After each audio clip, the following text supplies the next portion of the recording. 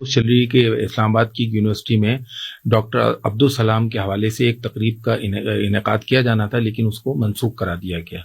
تو سر وہ تو بڑے نامور سائنٹسٹ تھے, کیا اس کا بیک گراؤنڈ ہے؟ یار بڑا انفارچونیٹ ہے.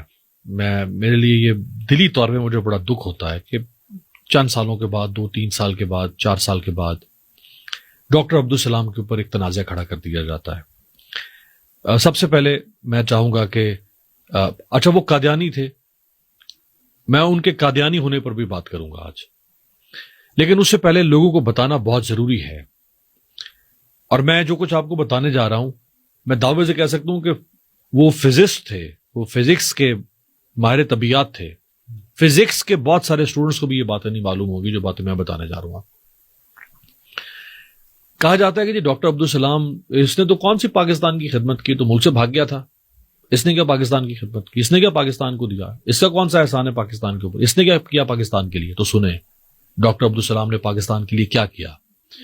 ڈاکٹر عبدالسلام جب پاکستان سے باہر تعلیم حاصل کرنے کے لیے گئے, پی ایچ ڈی انہوں نے برطانیہ سے کی. اس سے پہلے انہوں نے پنجاب یونیورسٹی سے جب بی اے کی ڈگری حاصل کی تو میتھمیٹکس میں 300 میں سے 300 نمبر حاصل کیے انہوں نے. میتھمیٹکس میں 300 میں سے 300 نمبر. کمال ذہن تھا ان کا, ریاضی میں کمال دماغ تھا. ان کے استاد بھی حیران ہوتے تھے کہ یہ کس پائے کا شخص ہے. انگلش میں 150 میں سے 121 نمبر حاصل کیے. تمام ریکارڈ پنجاب یونیورسٹی کے انہوں نے توڑے. جب یہ پی ایچ ڈی کے لیے باہر گیا برطانیہ, اور وہاں انہیں موقع حاصل ہوا کہ یہ برطانیہ میں ہی سیٹل ہو جائیں, لیکن انہوں نے پی ایچ ڈی مکمل کرتے ہی پاکستان واپس آنے کا فیصلہ کیا. پرنسٹن یونیورسٹی نے ڈاکٹر عبدالسلام کو پیشکش کی کہ وہ بطور پروفیسر پرنسٹن یونیورسٹی کے ساتھ کام کرنا شروع کر دیں. یہ وہ زمانہ تھا جب البرٹ آئنسٹائن دنیا آئنسٹائن کے نام کے بغیر مکمل نہیں ہو سکتی, اتنا بڑا نام ہے. آئنسٹائن اسی پرنسٹن یونیورسٹی میں پڑھا رہا تھا. اس آئنسٹائن کے برابر بیٹھ کے ڈاکٹر عبدالسلام کو موقع ملتا اپنی مزید سائنسی تحقیق کرنے کا اور اپنی علمی قابلیت دکھانے کا اور پڑھانے کا. لیکن اس نے ٹھوکر مار دی پرنسٹن یونیورسٹی کو, اس نے ٹھوکر ماری برطانیہ کو, اور وہ واپس پاکستان آ گیا. 1952 میں شاید یا 51 میں انہوں نے گورنمنٹ کالج لاہور کو جوائن کیا, میتھمیٹکس ڈپارٹمنٹ میں ایک پروفیسر کے طور پہ. وہاں سے پھر ان کو پنجاب یونیورسٹی کے میتھمیٹکس ڈپارٹمنٹ کا ہیڈ بنا دیا گیا.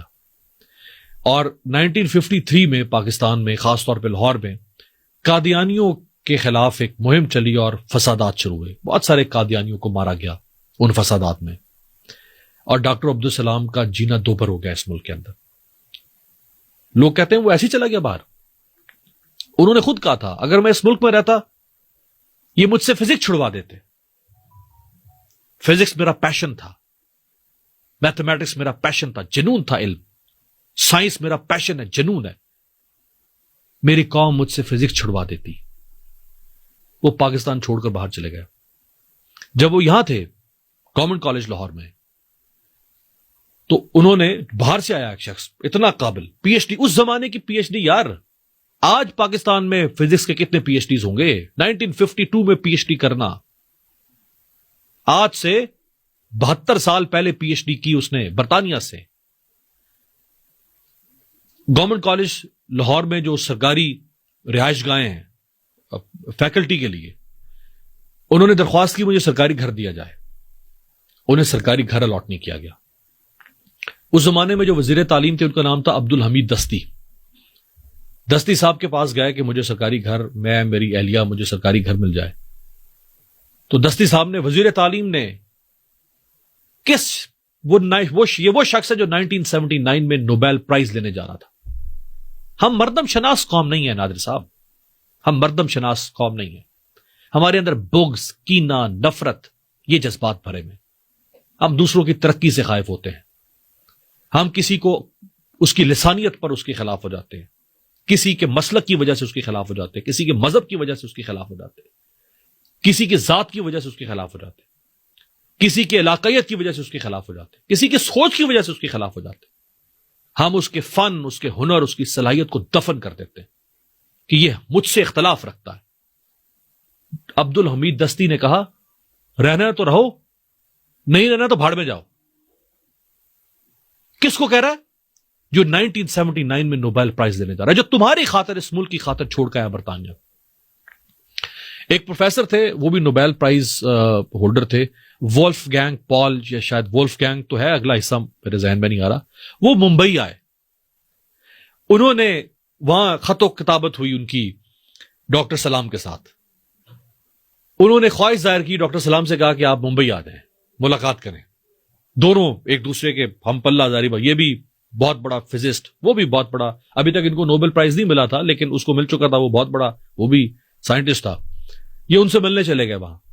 جب مل کے واپس آئے تو ان کے کالج نے ان کے خلاف محاذ کھول دیا کہ ہاں تم گئے کیوں تھے وہاں پہ, تم نے چھٹی نہیں لی, تم نے یہ نہیں کیا, تم نے وہ نہیں کیا. بھائی وہ گورا مزاج کا آدمی, وہ باہر رہ کر آیا, باہر پڑا جہاں آزادیاں ہیں, بولنے کی آزادی, حرکت کی آزادی, ذہن کی آزادی, یہ اس کو قید کر رہے تھے. یہاں تک معاملہ پہنچا کہ اس کی ڈسمسل ہونے لگی نوکری سے, نوکری سے ہی اس کو ڈسمس کیے جانے لگا.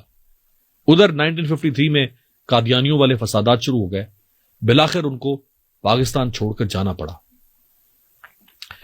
امپیریل کالج لنڈن نے ان کو فل پروفیسر بنا دیا, فل پروفیسر 1957 میں, اور انہوں نے دنیا کا بہترین سینٹر قائم کیا وہاں پہ فزکس کا, امپیریل کالج لنڈن میں.